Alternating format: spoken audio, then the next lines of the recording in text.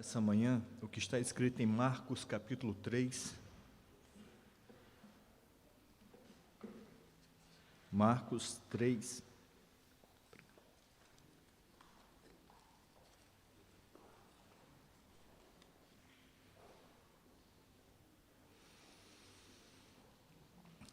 Do versículo 1 até o de número 6, Marcos 3.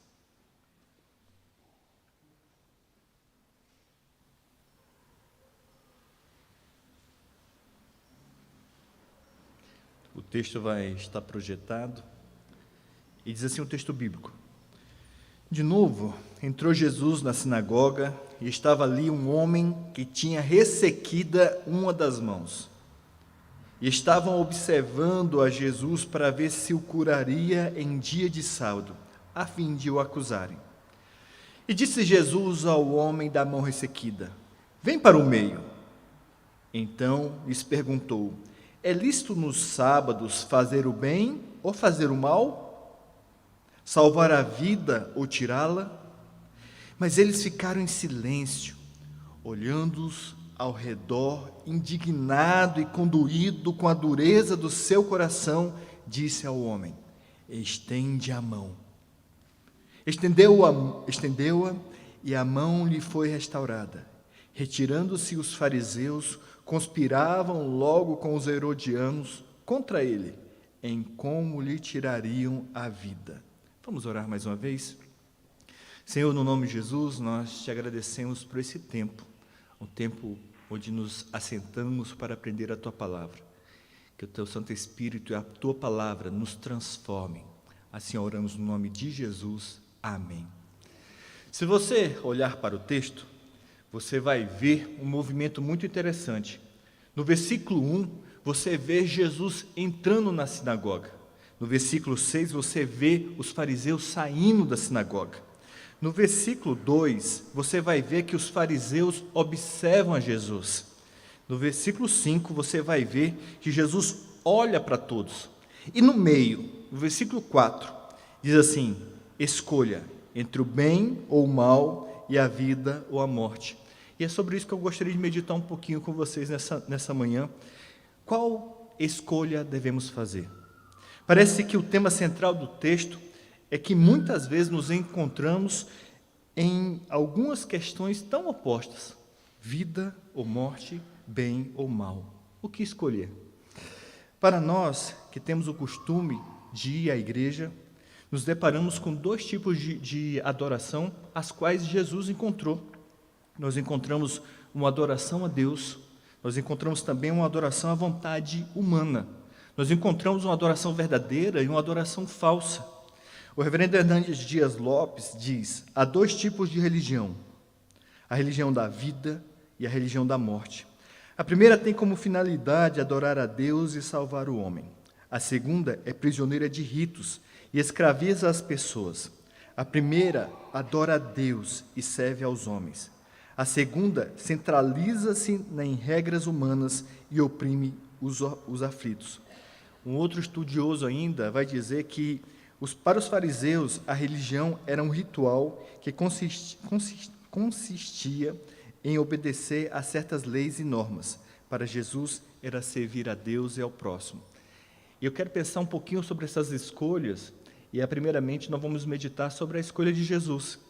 Jesus nos ensina sobre a verdadeira religião, a religião da vida. Jesus tinha o costume de ir à igreja, à sinagoga, versículo 1. Isso também está em Lucas 4,16. Era assíduo à casa de Deus.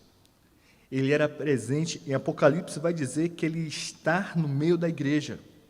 Em Mateus 28:20 vai dizer que ele prometeu estar com a igreja até a consumação dos séculos. Então Jesus tinha esse costume de ter comunhão, de estar no meio do povo de Deus. E é marcante que ele vai à igreja para anunciar o evangelho, para falar da palavra. Ele chama a si mesmo de mestre. João 13:13 vai dizer isso. Jesus tinha um alto conceito sobre a palavra. Ele vai dizer que ela é a verdade, João 17:17. Ele vai dizer que ela é espírito e vida, João 6:63. Ele vai dizer que ela testifica sobre ele, João 5,39, e ele vai dizer que ela liberta, João 8,32. Mais uma vez, Jesus entra na sinagoga de Cafarnaum com o propósito de ensinar. E o ministério de Jesus não foi separado do ministério de socorro. É necessário fazer, ou melhor, é necessário falar e fazer. É necessário ensinar e agir. Jesus não apenas ensinava a palavra, mas ele também socorria os aflitos. Ele não via as pessoas apenas como um auditório, mas como pessoas que precisavam ter as suas aflições atendidas, receber dele a paz. E aí, se você olhar no versículo 5, na primeira parte, vai dizer que Jesus se sentiu indignado, porque aqueles homens, aqueles fariseus, não valorizavam a vida e nem a salvação do perdido. Eles sentiam indignação no coração por causa que olha para os fariseus e percebiam que eles estavam totalmente apáticos.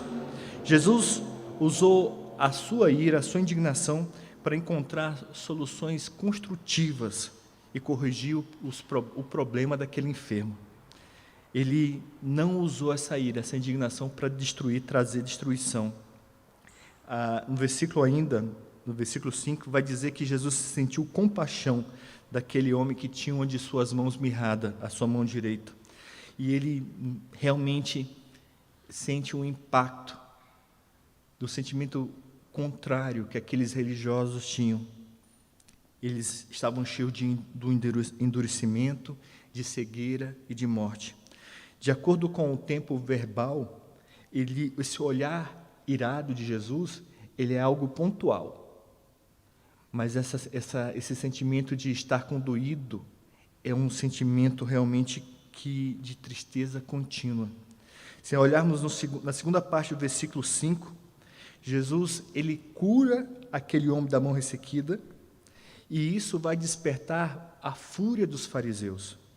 Jesus sabia que ao curar aquele homem, isso colocaria sua vida em risco, ia desencadear uma perseguição dos fariseus. E ele sabe que aquilo que começaria a acontecer ali culminaria na sua morte e morte na cruz.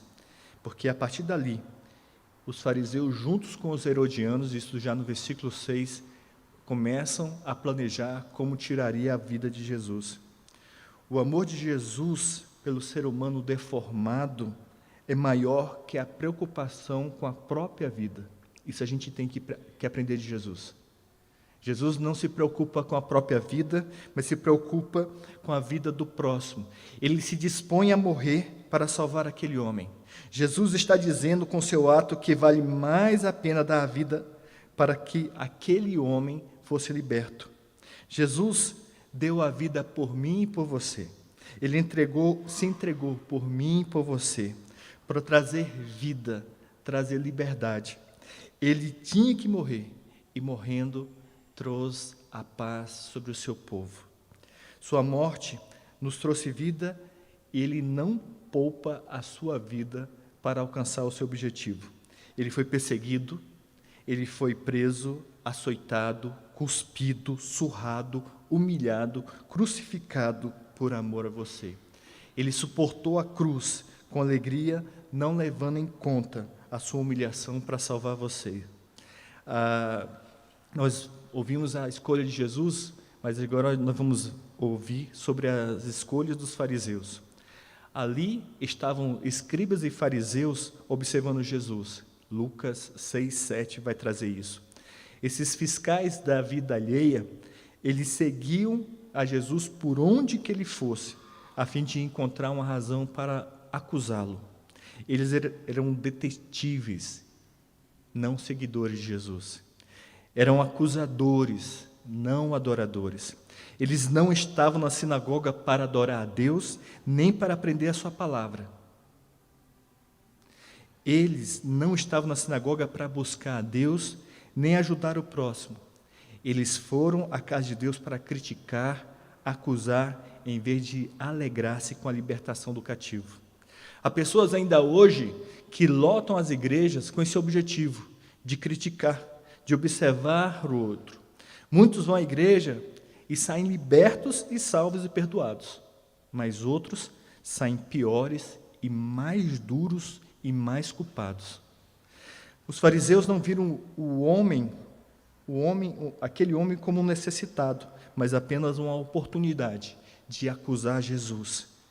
Eles olham para Jesus como um violador do sábado. Para aqueles homens, fariseus e saduceus, era mais importante proteger suas leis do que libertar o homem em sofrimento. É importante enfatizar que o zelo deles não era pela palavra de Deus, mas apenas pelas tradições humanas. Foram criadas 39 regras como se não pecar contra o sábado. Esqueci a expressão, mas mesmo o curar não era possível, a não ser que fosse um caso de morte. William Hendricks vai dizer que os fariseus estavam valorizando muito mais os rituais criados pelos rabinos do que a ordem divina de amar e zelar pelo bem-estar do próximo. O reverendo Hernandes Dias Lopes, citando John Charles Healy, diz que ele pontua a maldade do coração humano. Era um dia de sábado, dentro de uma sinagoga, e mesmo sendo o dia do Senhor, na hora da adoração a Deus, os fariseus estavam tramando todo o mal contra Jesus. Se você olhar, eles eram tão insensíveis que olham para Jesus curando o homem de mão ressequida, e eles olham que aquele procedimento, aquela atitude de Jesus era contra a vontade de Deus, segundo eles, mas Jesus mostra que as tradições deles eram ridículas, porque Deus é Deus de pessoas, não de métodos, tradições engenhosamente criadas por homens. O melhor tempo, meus irmãos, de socorrer alguém é quando ele está necessitado. É naquele momento que você precisa atender a pessoa. Se você olhar no versículo 2 e 6, eles estavam à espreita para acusar Jesus no caso que ele curasse um enfermo. Se você olhar bem, eles cometem um pecado mortal. Eles atacam Jesus por fazer o bem, mas saem da sinagoga para matar Jesus, para planejar sua morte. Por isso que Jesus fala sobre o bem e o mal, sobre vida e morte, porque aqueles homens se achavam no sábado planejando a morte, e eles não consideravam aquilo como um pecado, e acusavam Jesus por fazer o bem. Para eles era pior restaurar a saúde de uma pessoa enferma no sábado, como Jesus fez, mas não consideravam tramar a morte contra a pessoa. Eu quero ler novamente o versículo 4, que diz assim: Então lhes perguntou: é lícito nos sábados fazer o bem ou fazer o mal? Salvar a vida ou tirá-la? E o terceiro ponto meu que eu quero meditar com vocês essa manhã é que os resultados de uma escolha. Quais são os resultados de uma escolha pelo bem e pela vida? Quando Jesus entrou naquela sinagoga, ele viu duas classes de pessoas. Ele viu uma gente mirrada. Havia ali um homem doente, encolhido, machucado pela vida, com a sua mão direita ressecada naquela sinagoga. Possivelmente, aquele homem foi trazido pelos fariseus a fim de acusar Jesus. Há pessoas ainda mirradas nos dias de hoje, no meio da congregação.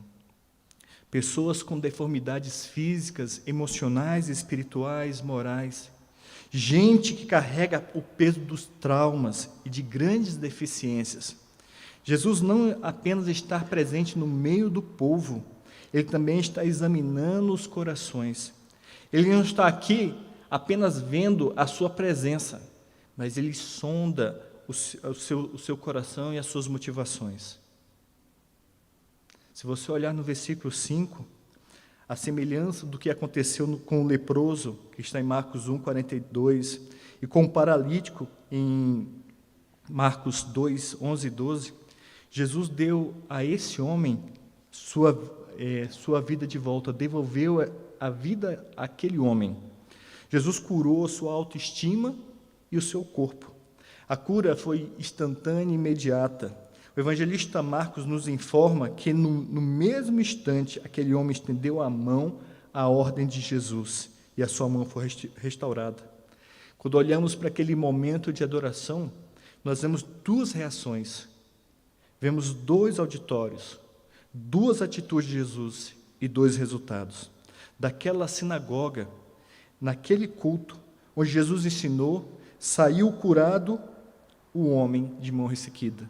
E os fariseus e os escribas saíram cheios de inveja e de dor. O mesmo sol que amolece a cera, endurece o barro. Aquele que reconheceu a necessidade, e isso é muito importante, aquele que reconhece a sua necessidade saiu salvo e curado.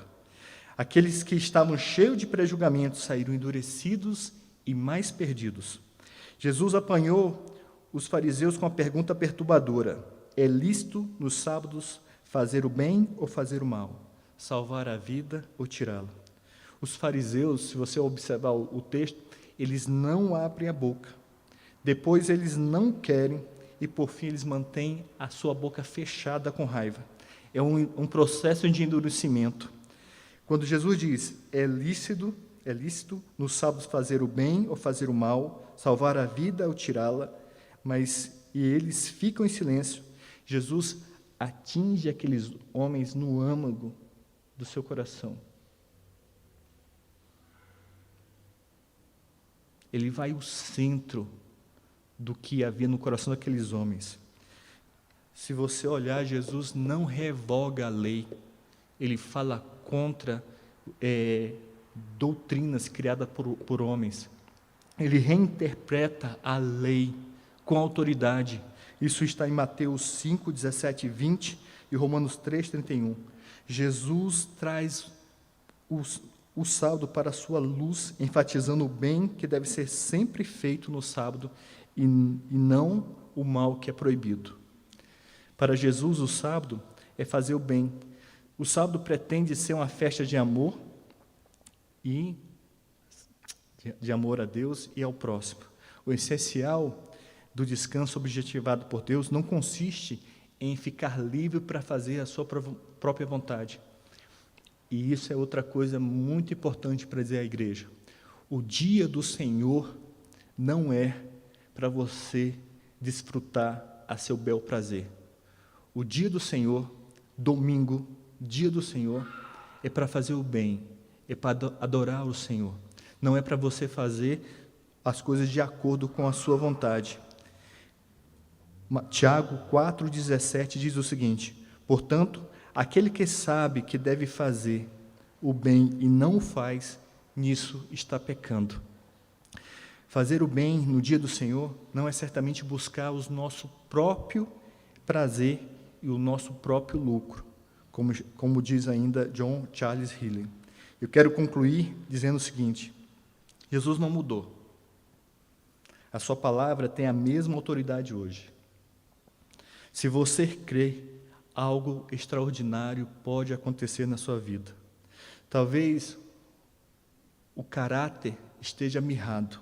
Talvez a sua vida emocional esteja amassada, atrofiada. Talvez os seus relacionamentos estejam ressecados e sem vida. Talvez o seu casamento já perdeu a alegria e o entusiasmo. Talvez sua vida financeira esteja mirrada e seca. Jesus pode dar vida nova ao que está morto e vitalidade ao que está ressecado. Quem é você hoje na casa de Deus? Um mirrado ou um crítico? Um necessitado ou um julgador? Como você vai sair desse episódio? Curado, perdoado, salvo ou mais endurecido ainda? Eu quero orar com você. Feche os olhos, por gentileza. Senhor, no nome de Jesus, nós estamos aqui como naquele dia, Senhor, na casa do Senhor, para ouvir a Tua palavra. E o Senhor sonda os nossos corações. E sabe, ó Pai, aqueles que carecem, estão necessitados da Tua graça. precisa de um renovo, precisa de nova vida, precisa de que o Senhor traga à existência aquilo que tanto falta. Mas o Senhor sabe também que pode haver no nosso meio aqueles que estão apenas para criticar, apenas com o coração endurecido. Eu te peço misericórdia pelas duas pessoas, Senhor. Aqueles que creem que o Senhor pode transformar, ó Deus, traz vida. Aqueles que têm o coração endurecido como pedra, transformem o coração de carne, porque nós cremos que o Senhor pode todas as coisas. No nome de Jesus, amém.